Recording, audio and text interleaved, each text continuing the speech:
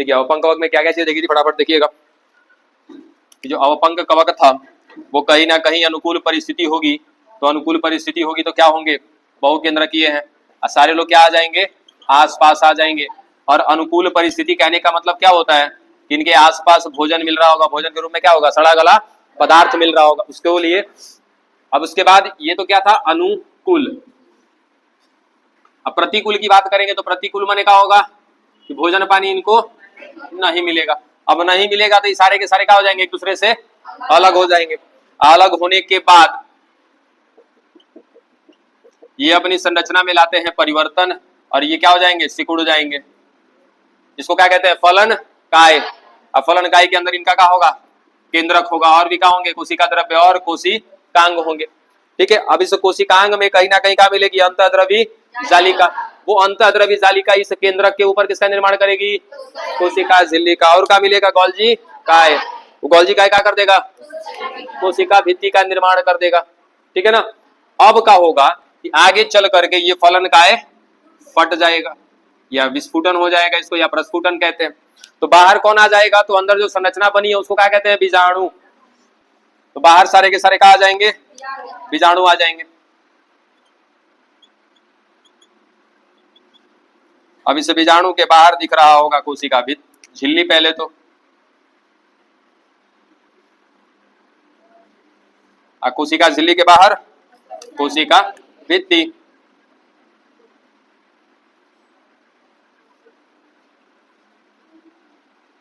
अब बाहर कैसी परिस्थिति है, प्रतिकूल। अब प्रतिकूल परिस्थिति से कौन बचाएगा इसको, ये है कौन, कोशिका भित्ति। जब तक प्रतिकूल परिस्थिति रहेगी तब तक इसको कोशिका भित्ति बचाने का प्रयास करता रहेगा लगातार, और ये हमेशा बचा रहेगा। जैसे ही आ जाएगा अनुकूल परिस्थिति, अनुकूल परिस्थिति माने कि इसको आसपास क्या मिल जाएगा, सड़ा गला पदार्थ या भोजनीय पदार्थ मिल जाएगा, ये कोशिका भित्ति का हो जाएगा, हट जाएगा। अब क्या बच जाएगा, कोशिका झिल्ली जैसा पहले था, और अंदर ही अंदर इसका एक एक केंद्र क्या करेगा, विभाजित करके फिर से क्या बना लेगा, बहुकेंद्र की संरचना बना लेगा। ठीक है, ये चीज हम देख चुके हैं।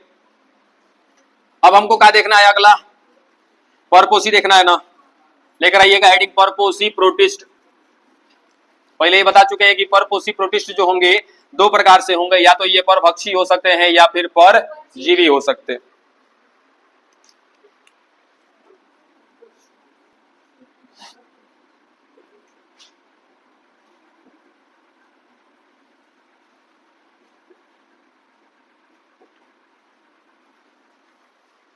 परपोषी प्रोटिस्ट,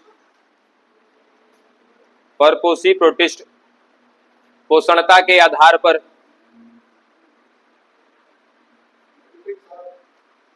परपोषी प्रोटिस्ट पोषणता के आधार पर, पोषणता के आधार पर दो प्रकार के होते हैं।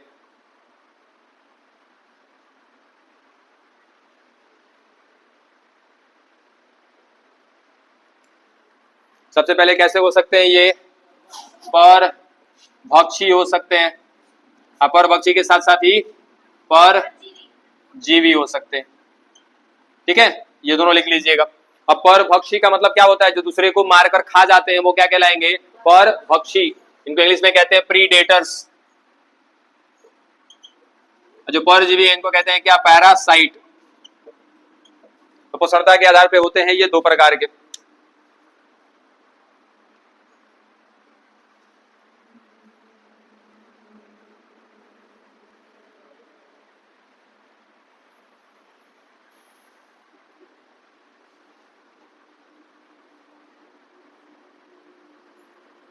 हो गया। चलिए अब परजीवी सॉरी परपोषी प्रोटिस्ट में हम पढ़ने वाले हैं किसको, प्रोटोजोआ को।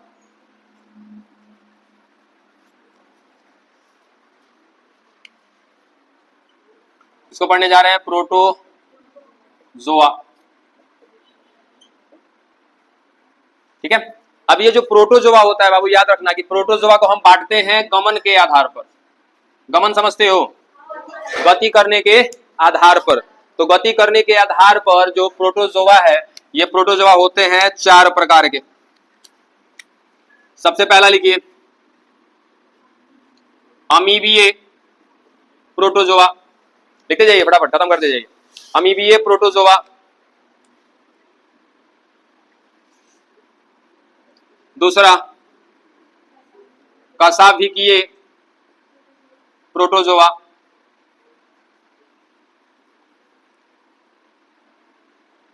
तीसरा पक्षमाभी प्रोटोजोआ और चौथा स्पोरोजोआ।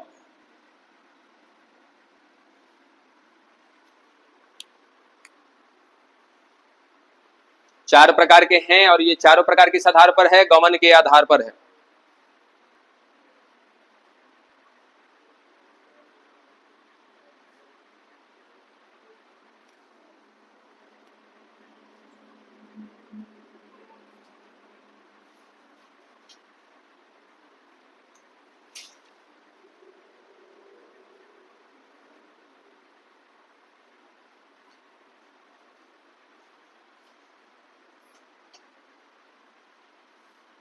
हो गया?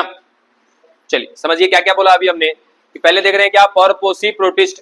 अब परपोषी प्रोटिस्ट में सबसे पहली बात क्या हमने देखा कि ये कैसा हो सकता है? तो पोषणता के आधार पर दो प्रकार के हो सकते हैं, या तो ये किसी को मार के खा जाएंगे या तो किसी के शरीर के ऊपर या किसी के शरीर के अंदर होंगे। तो या तो शरीर के ऊपर या अंदर है तो क्या बोलेंगे? परजीवी। और किसी को मार के खा रहे हैं तो क्या कहलाएंगे? परभक्षी।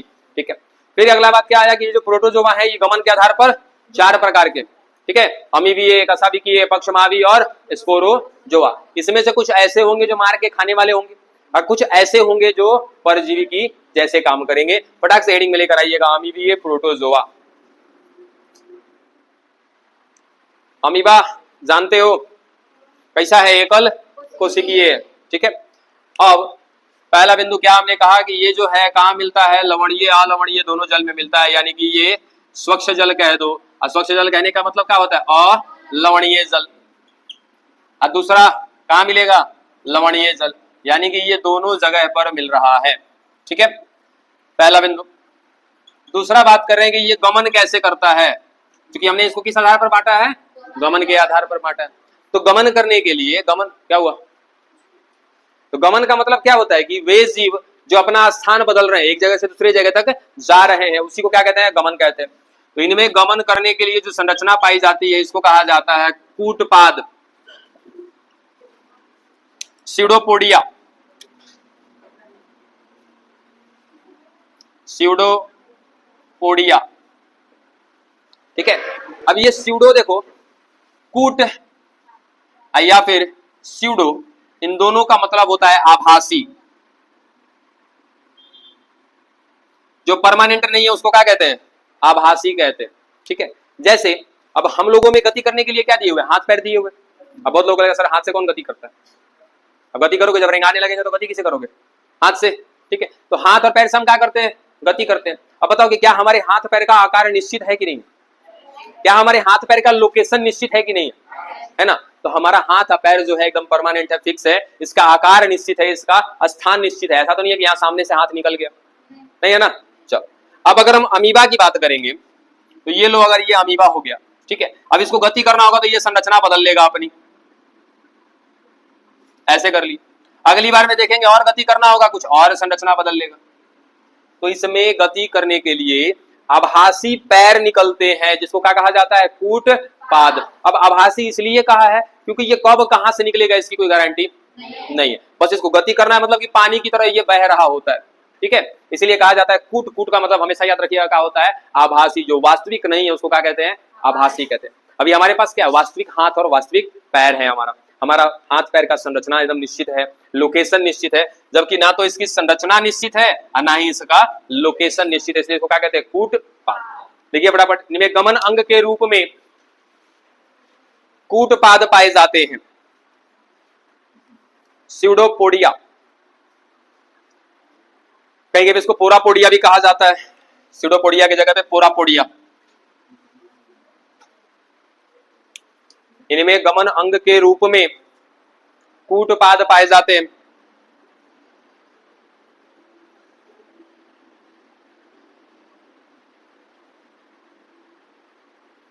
जो इनमें गमन अंग के रूप में कूटपाद पाए जाते हैं, जो गति कराने के साथ साथ, जो गति कराने के साथ साथ जो गति कराने के साथ साथ भोजन पकड़ने में भी सहायक होते हैं। कम इन जो गति करने के साथ साथ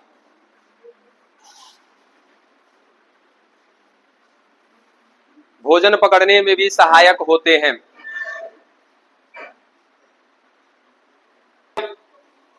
नेक्स्ट इसका एग्जांपल लिखिएगा, अमीबीय प्रोटोजोआ का एग्जांपल। देखो क्या हुआ है कि जो ये कूटपाद है ये क्या करा रहे हैं, गति तो करा रहे हैं, ठीक है। इसके आसपास अगर कहीं भोजन मिल जाएगा तो ये भोजन को पकड़ने में भी क्या होगा, सहायता करेगा, ठीक है। देखिए इसका एग्जांपल, पहला अमीबा प्रोटियस। अमीबा प्रोटियस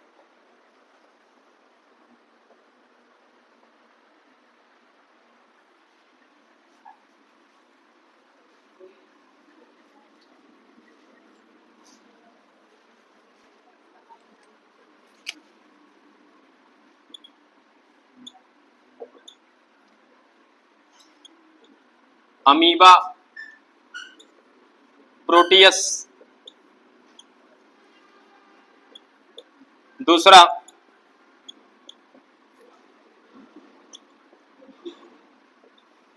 एंट अमीबा हिस्टोलिटिका। एंट अमीबा हिस्टोलिटिका, याद रख, रुक जाओ, ठहर जाओ। देखो ये जो आपका अमीबा प्रोटियस है ये मिलता है समुद्री जल में, ठीक है। और ये जो कौन है आपका एंट अमीबा हिस्टोलिटिका है ये मिलता है स्वच्छ जल में। स्वच्छ जल कहने का मतलब अलवणीय जल में। अब ये बताओ कि तुम्हारे अंदर रोग कौन फैलाएगा, अमीबा प्रोटियस की एंट अमीबा हिस्टोलिटिका? काहे? इसीलिए क्या होता है कि हम स्वच्छ जल को ही पीते हैं ना, ठीक है। समुद्री जल को तो कोई पिएगा नहीं, तो समुद्री जल में मिलता है कौन, अमीबा प्रोटियस, ये हमारे अंदर पहुंचेगा नहीं। स्वच्छ जल में कौन मिलता है, एंट अमीबा हिस्टोलिटिका। और यदि जो हम स्वच्छ जल पी रहे हैं, अलवणीय जल जो पी रहे हैं, यदि उसमें क्या मिला, एंट अमीबा हिस्टोलिटिका, तो अभी क्या करेगा, हमारे पेट में चला जाएगा का, अब पेट में जाकर के सीधा ये अटैक करेगा, कहाँ पता है, आंत में। हमारे आंत को करेगा खराब, जिससे क्या होगा, दस्त होगा, उल्टी होगा, ठीक है, भोजन नहीं पचेगा। और जो बीमारी होगी उस बीमारी को कहते हैं अमीबिएसिस। जब आंत में जाएगा तो आंत में क्या उत्पन्न करेगा, ये बीमारी उत्पन्न करेगा। और कौन सी बीमारी उत्पन्न कर रहा है, अमीबिएसिस। या फिर एक और इसका नाम है अमीबिए पेचिस, है नाम सुने हो ना, ठीक है। तो याद रखिएगा कि अमीबिएसिस या अमीबिए पेचिस जो है आंत से संबंधित बीमारी है। कब होता है ये, तो अस्वच्छ पानी पीने से होता है। अब ये सर अस्वच्छ पानी क्या है, यानी कि स्वच्छ पानी जरूर है लेकिन उसमें क्या मिल रहा है, कुछ जीव मिल रहे हैं, जैसे कौन, एंट अमीबा हिस्टोलिटिका।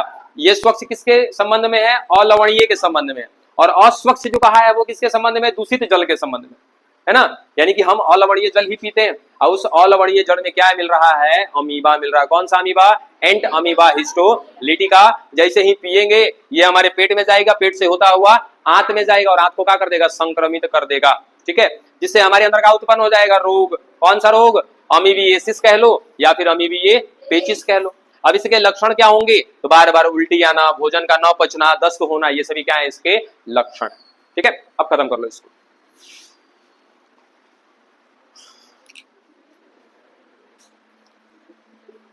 चलिए ये हो गया ना, अमीबिए खत्म हो गया। दूसरा लेकर आइएगा क्या, कसाभिकीय प्रोटोजोआ।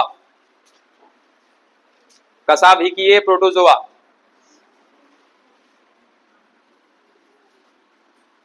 अब नाम से पकड़ में आ रहा है कि इसके अंदर गमन अंग कौन होगा,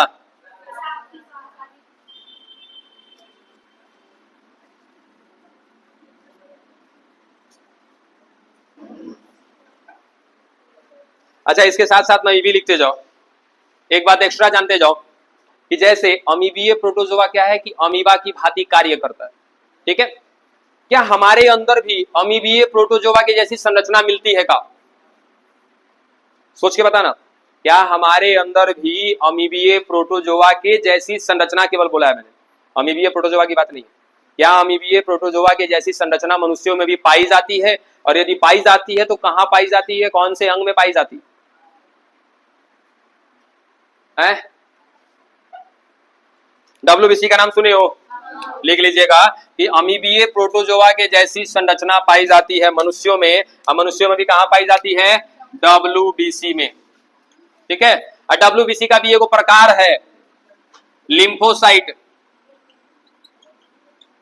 इस लिम्फोसाइट की जो संरचना होती है वो कैसी होती है? अमीबीय प्रोटोजोआ की जैसी होती है। आएगा, ये सब पढ़ना है आप लोगों को, WBC, lymphocyte, B lymphocyte, T lymphocyte सब आएगा। इसको नोट में कहीं लिख लेना, उसी में अमीबीय प्रोटोजोआ में कहीं नोट में लिख लेना कि इसके जैसी संरचना मनुष्यों में WBC की कोशिका में पाई जाती है।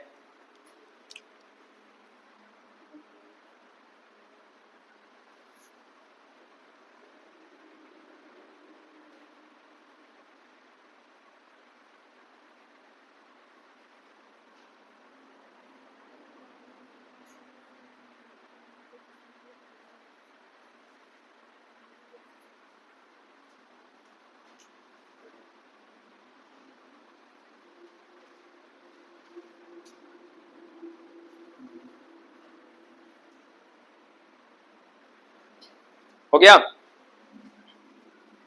चलिए, क्या खत्म हो गया हमारा? अमीबीय प्रोटोजोआ खत्म। दूसरा क्या है?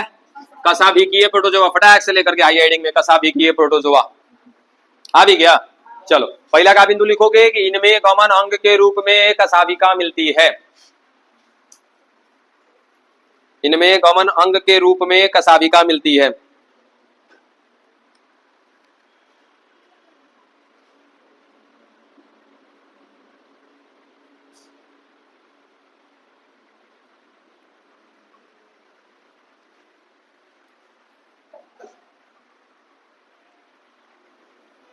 हो गया?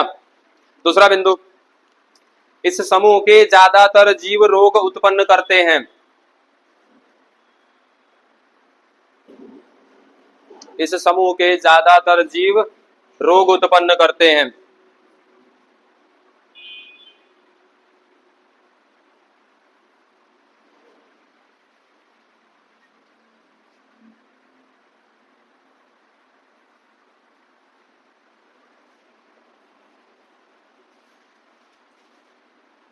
एग्जाम्पल लिखिएगा इसका, ट्रिपैनोसोमा गैम्बियंस। लिख नहीं पाओगे, लिख देता हूं मैं इसका एग्जाम्पल, ट्रिपैनोसोमा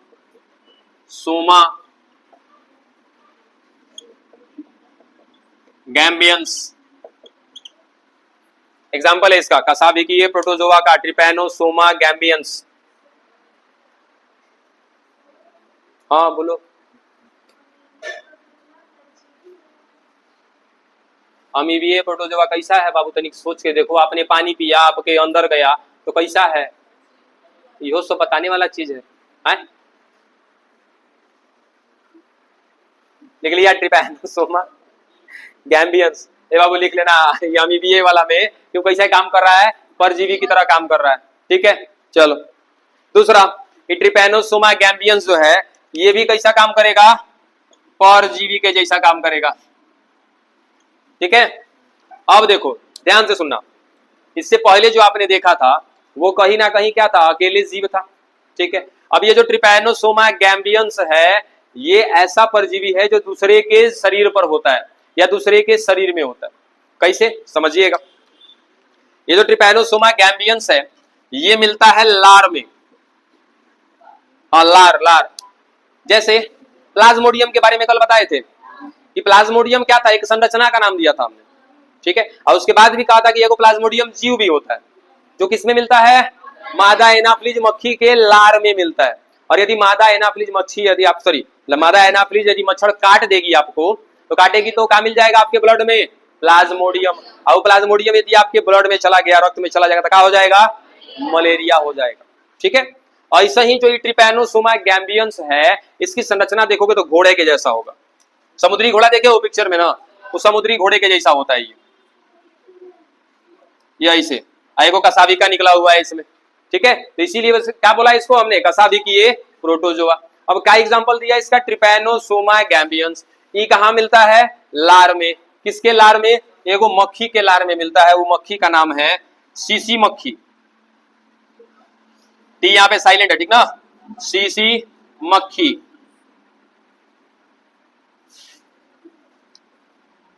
अभी सीसी मक्खी देखो अपने इधर ना मिलती है, ठीक है, दक्षिण अफ्रीका साइड में मिलती है, ठीक है। तो खैर इस सीसी मक्खी से नुकसान है कोई? बहुत बड़ा नुकसान है। अगर इस सीसी मक्खी काट देगी तो आपके अंदर क्या चला जाएगा? इसका लार चला जाएगा, और लार चला जाएगा तो आपके अंदर क्या चला गया?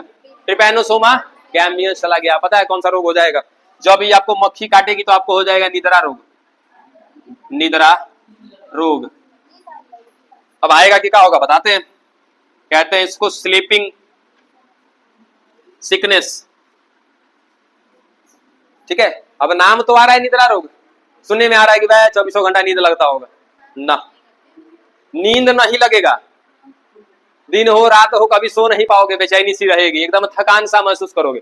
तो जो एक दिन नहीं सोते हो तो क्या थकान लगता है ना। और वैसे ही जब आपको सीसी मक्खी काट देगी तो सीसी मक्खी के काटने से आपके अंदर एक परजीवी चला जाएगा। कौन सा परजीवी? ट्रिपैनोसोमा गैम्बियंस चला जाएगा। कहाँ मिल रहा था? वो सीसी मक्खी के लार में मिल रहा था, ठीक है। अभी जाएगा तो क्या करेगा? आपके अंदर निद्रा रोग ला करके दे देगा आपको। निद्रा रोग में क्या होगा? आपको नींद नहीं लगेगा, सुबह हो शाम हो रात हो कभी भी आपको नींद लगेगा नहीं, जिससे आपको क्या महसूस होगा? थकान महसूस होगा, कमजोरी महसूस होगी, ठीक है। खत्म हुआ आपका क्या? कसाविकीय प्रोटोजोआ। अच्छा एक मिनट इसी के साथ तनिक और रुक जाओ। क्या ये कसाविकीय प्रोटोजोआ की जैसी संरचना मनुष्यों में भी पाई जाती है? क्या पाई जाती है? कहाँ पाई जाती है बच्चा? आरबीसी में। वह तेरी बुड़बक है, शुक्राणु में मिलता है। कहाँ मिलता है? शुक्राणु में। बताए भी थे जिस दिन कसाविका पढ़ाए थे ना, उसी दिन बताए थे आपको कि शुक्राणु की जो एक पूंछ होती है वो पूंछ क्या है? कसाविका है, ठीक है। तो लास्ट में नोट में क्या लिखिएगा कि कसाविकीय संरचना मनुष्यों के शुक्राणु में पाई जाती है। लिखिए फटाफट, खत्म करिए इसको भी। बोलो क्या बाबू? हाँ अच्छा ये बताइए कि आप लोग आ आएंगे थे, 2 दिन टेस्ट बोल दिए थे इसीलिए। ग्रुप में तो नंबर जोड़े हैं हम, आपका नंबर नहीं जुड़ा हुआ है। अपना नंबर लिख के दीजिए।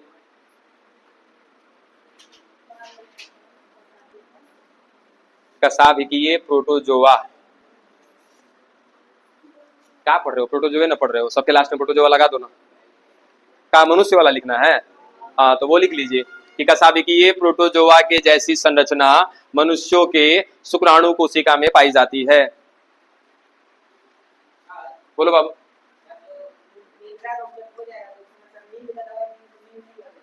अब देखो बाबू इतना बड़ा एक्सपेरिमेंट तो हम लोग ने कभी किया नहीं है, पहला चीज। दूसरा ये जो मक्खी है नहीं, हम लोग इंडिया में मिलती नहीं है। तो इंडिया में मिलती नहीं है तो ऐसा बीमारी इंडिया में देखने को बहुत कम मिलेगा, ठीक है।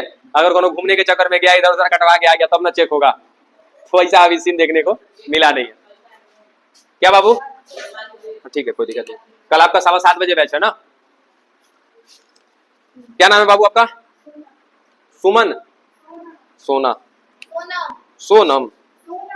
ठीक है ठीक है, तो लोग नाम घबरा दोगे बैठ।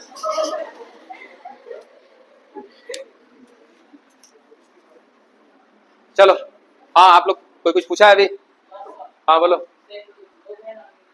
हाँ एक आदमी से दूसरे में नहीं, नहीं ये फैलेगा नहीं, ये फैलेगा नहीं।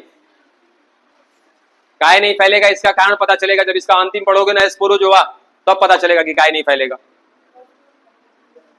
हो गया? तीसरा लेकर आइएगा, पक्षमावी प्रोटोजोआ।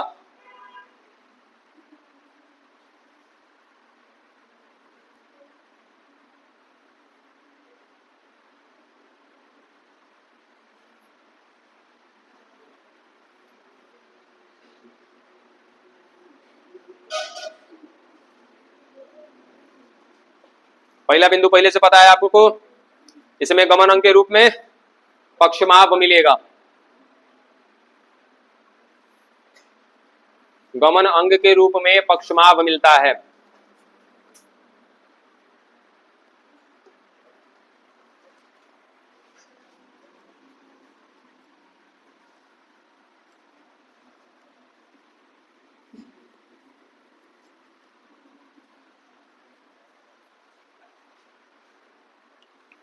हो गया? अब तनिक पक्षमाभ कसाविका में थोड़ा सा अंतर जरा ध्यान दो तो, कई बार बताया है फिर भी कंफ्यूज रहोगे। कसाविका पक्षमाभ, देखिए कसाविका पक्षमाभ में अंतर का है। मान लो ये एक कोशिका, ये एक और कोशिका, ठीक है। अब इसके बाहर मिल रही है एक बड़ी सी पूंछ, ये क्या होगी? कसाविका। इसके शरीर के बाहर मिल रही है छोटी छोटी बाल युक्त संरचना, ये क्या कहलाएगी? पक्षमाभ। तो पहला अंतर क्या मिल रहा है कि कसाविका आकार में बड़ी होती है और पक्षमाभ आकार में छोटी होती है, ठीक है। दूसरा अंतर कि कसाविका की संख्या कम होती है और पक्षमाभ की संख्या अधिक होती है। दो गो अंतर मिल गया। तीसरा एगो समानता है। क्या समानता है कि कसाविका और पक्षमाभ दोनों क्या कराता है? गमन कराता है, गति कराता है, ठीक है। और देखो, अब अगर स्पेशली हम काम की बात करेंगे किसकी? कसाविका का, तो कसाविका का कार्य क्या है? केवल इस कोशिका को गति कराना जिस कोशिका के साथ ये जुड़ा हुआ है, ठीक है। यानी कि इस कसाविका का गति कराने में केवल एक ही रोल है, उसको ही गति कराएगा जिस कोशिका के साथ ये जुड़ा हुआ है। दूसरा देखो पक्षमाभ, पक्षमाभ का कार्य क्या है? ये भी गति कर, हाँ देखो वो आएगा बात, वो भी आएगा बात। देखो ये भी गति कराएगा, किसको? जिस कोशिका के साथ जुड़ा है उसको, ठीक है। कोई कुछ बोलेगा नहीं, बीच में सुनते रहो। तो ये क्या करा रहा है? गति करा रहा है। किसको गति करा रहा है? जिस कोशिका के साथ जुड़ा है उसको। और दूसरा भी क्या करा रहा है? फिर से गति करा रहा है। अब किसको गति करा रहा है? तो जो इसके संपर्क में आएगा उसको। यानी कि जो पक्षमाभ है ये दो तरीके से गति कराने का कार्य करता है। एक तो जिसके साथ जुड़ा है उसको गति कराएगा। अब देखो वहां पे एक दिन पहले मैंने जो कुछ बात बताई थी कि पक्षमाभ जो होता है गति कराता है। अब डिपेंड करता है कि ये पक्षमाभ है कहां पर। अगर फैलोपियन नलिका में है तो फैलोपियन नलिका को थोड़ी गति करा देगा ना। फैलोपियन नलिका के जो ये पक्षमाभ है इसके संपर्क में जो आएगा केवल उसको गति कराएगा। लेकिन यहां पर हम पढ़ रहे हैं बाबू किसको? क्या? पक्षमाभी प्रोटोजोआ। पक्षमाभी प्रोटोजोआ का है, जीव है ना। यदि ये जीव के साथ रहेगा तो उस जीव को गति कराएगा।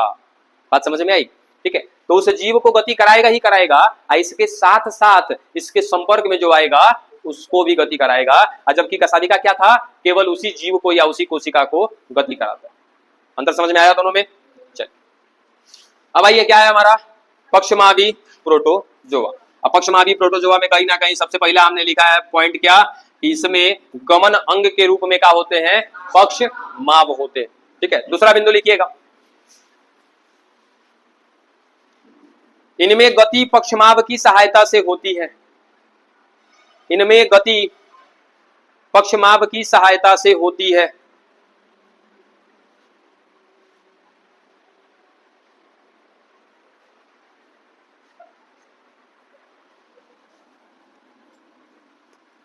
तथा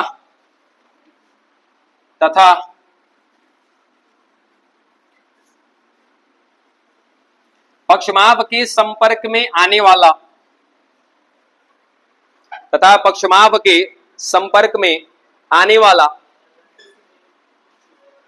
तथा पक्षमाभ के संपर्क में आने वाला कोई पदार्थ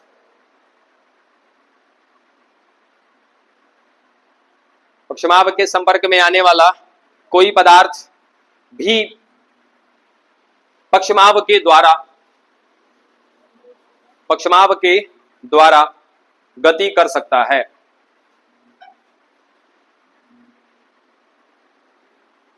पक्षमाभ के द्वारा गति कर सकता है। अब देखो हम बात कर रहे हैं किसके? पक्षमाभ या पक्षमाभी प्रोटोजोआ के विषय में। अब पक्षमाभी प्रोटोजोआ में देखो ये भाग है इसका मुख,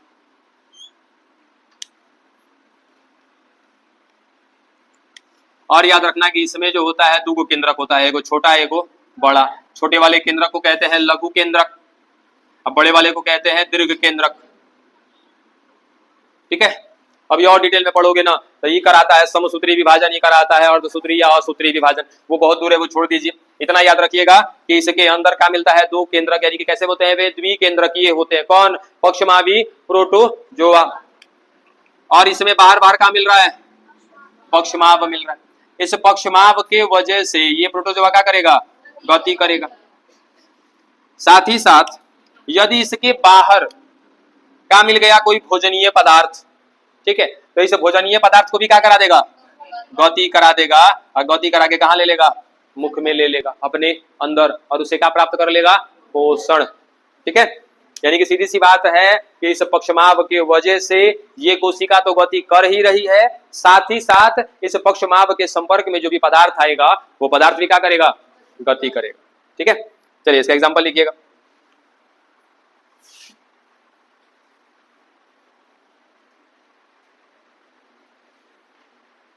पैरामीशियम कोडेटम, पैरामीशियम कोडेटम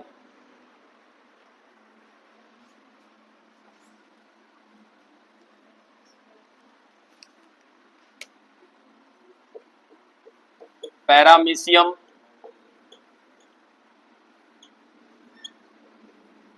कोडेटम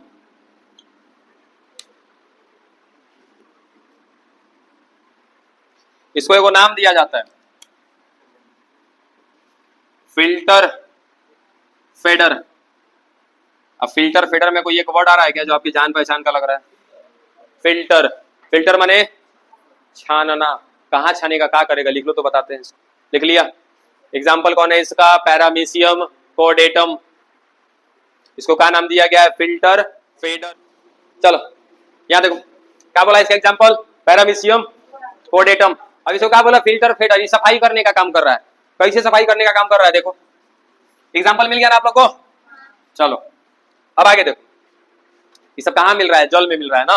पहले लिखवा दिए कि परपोसिपोटिस्ट कहाँ मिलते हैं? जल में। कहाँ, कौन से जल में? स्वच्छ और अस्वच्छ दोनों में मिलते हैं। ठीक है, आगे देखो अभी कहाँ मिल रहा है? जल में मिल रहा है। अब जल में पहले से, इधर देखो, जल में पहले से क्या मिलता है? जंतु प्लावक मिलता है क्या?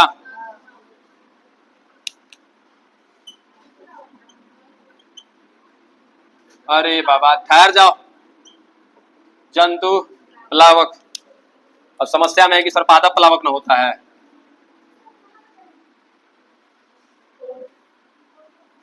पादप प्लावक कहा नहीं लिखवाया है कि स्वच्छ जल अस्वच्छ जल में नहीं है, है? देखो जल में क्या मिलेगा भाई? जंतु प्लावक भी होगा और पादप प्लावक भी होगा। अब प्लावक दोनों में यूज किया है, इसका मतलब ही पानी की सतह पर तैर रहा होगा। अब पादप बोला इसका मतलब प्रकाश संश्लेषण कर रहा होगा, और जंतु बोला इसका मतलब ही दूसरे पर निर्भर होगा। किस पर निर्भर होगा? पादप प्लावक पर निर्भर होगा। यानी कि पानी में मिलने वाला जो जंतु प्लावक है वो किसको खा जाएगा? पादप प्लावक को। याद है किसी को बताया था कि रात में कैसा हो जाता है? खा जाता है। याद है ना? कौन था? यूग्लिनोइड। ठीक है, चल तो वैसे ही सिंपल सा कि जो जंतु प्लावक होता है वो किसको खा जाता है? पादप प्लावक को। अब पानी में क्या मिल रहा है? दोनों मिल रहा है, जंतु प्लावक भी मिल रहा है और पादप प्लावक भी मिल रहा है। और किस्मत से कौन मिल रहा है? पैरामीशियम कोडेटम। ये आएगा, इनका क्या कर लेगा? परभक्षण कर लेगा। परभक्षण माने मार के खा जाएगा। किसको किसको खा जाएगा? जंतु प्लावक को भी खा जाएगा और पादप प्लावक को भी खा जाएगा। और शुरुआत में बोला है ना कि परभक्षी की तरह भी काम करते हैं और परजीवी की तरह भी काम करते हैं। अच्छा अब बताओ कि खा पी के यहाँ से साफ कर दिया इन लोग को, तब समझ में आया कि काहे इसको बोला है फिल्टर फेडर। चलो खत्म, मैं बोल देता हूँ, लिख लो। लिखो पैरामीशियम कोडेटम, पैरामीशियम कोडेटम जल में उपस्थित, पैरामीशियम कोडेटम जल में उपस्थित पादप प्लावक और जंतु प्लावक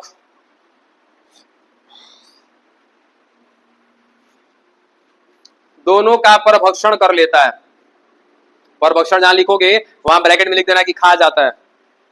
परभक्षण या ब्रैकेट में देना खा लेना। परभक्षण माने खा लेना। पादप प्लावक का जंतु प्लावक दोनों का परभक्षण ब्रैकेट में खा लेना, और फिर लिख दीजिएगा परभक्षण कर लेता है।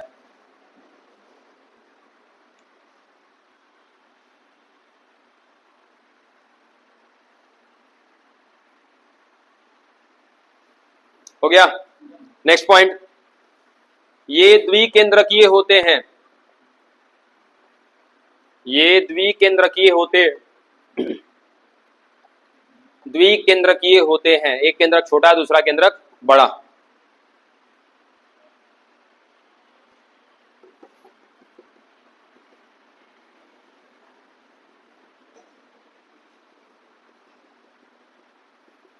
हो गया, चलो ये भी खत्म हुआ आपका। अच्छा हाँ एक मिनट, कशाभिकीय में तो मनुष्य के बारे में बता दिया। अब बताओ कि पक्षमावी संरचना भी मिलती है क्या मनुष्य में? पक्षमावी संरचना मिलती है मनुष्य में? बिल्कुल मिलती है। सबसे पहला तो हमारे श्वास पथ में मिलती है। श्वास पथ माने ये जो श्वास लेते हैं हम लोग, सांस लेते हैं ना, इस नेजल कैविटी में, यानी कि श्वसन के पथ में, श्वसन के रास्ते में क्या मिलते हैं? रोम। नाक में बाल मिलता है का? वो क्या है? रोम है। वो रोम किसके जैसा है? पक्षमाव के जैसा है। ठीक है। और कहाँ मिलता है? मादा जनन तंत्र के फैलोपियन नलिका में मिलता है। अब दोनों का दोनों ऐसा अंग के साथ जुड़ा है तो अंग को तो गति नहीं कराएगा, लेकिन इस संरचना के संपर्क में जो आएगा उसको क्या कराएगा? गति कराएगा। अब फैलोपियन नलिका में तो समझ में आता है कि जब अंडाणु आया तो उसको गति करा दी। चलिए जरा देखिएगा नाक में क्या होता है। मान लीजिए ये नाक का ओपनिंग हो गया, यहां से क्या जा रहा है? वायु। ठीक है। अब इसके अंदर क्या मिल रहे हैं? रोम मिल रहे हैं। हाँ देखो, अब हमारे श्वसन पथ में क्या होता है? श्वसन पथ में क्या मिल रहा है? पक्षमाव मिल रहा है। ठीक है। और श्वसन पथ में पक्षमाव के साथ साथ क्या मिलती है? श्लेष्मा ग्रंथि मिलती है। ठीक है। अब उस श्लेष्मा ग्रंथि की वजह से कहीं ना कहीं इस रास्ते में क्या भरा पड़ा है? श्लेष्मा भरा पड़ा है। श्लेष्मा का मतलब क्या होता है? गाढ़ा और तरल पदार्थ, उसको क्या कहते हैं? श्लेष्मा कहते हैं। ठीक है। अब सर्दी हो जाएगी तो पता चल जाएगा सबको कि नाक में श्लेष्मा भरा पड़ा है ना। चलो अभी काहे लिए श्लेष्मा है सुनो जरा, कि जब बाहर से हम लोग वायु लेते हैं तो क्या केवल वायु जाता है कि वायु के साथ धूलकण भी जाते हैं? धूलकण भी जाते हैं। ठीक है। ये धूलकण इसी में फंस के रह जाएंगे, अंदर केवल क्या जाएगा? वायु। काहे कि भाई ये हमारे कहाँ जा रहा है? फेफड़े में जा रहा है। हमारे फेफड़े को नुकसान न पहुंचे इसके लिए कहीं ना कहीं हमारे श्वसन पथ में क्या पड़ा है? श्लेष्मा ग्रंथि। और लगातार क्या स्रावित करते रहती है? श्लेष्मा स्रावित करते रहती है। ठीक है। अब इस श्लेष्मा से होते हुए क्या जा रहा है? दूषित वायु जा रहा है।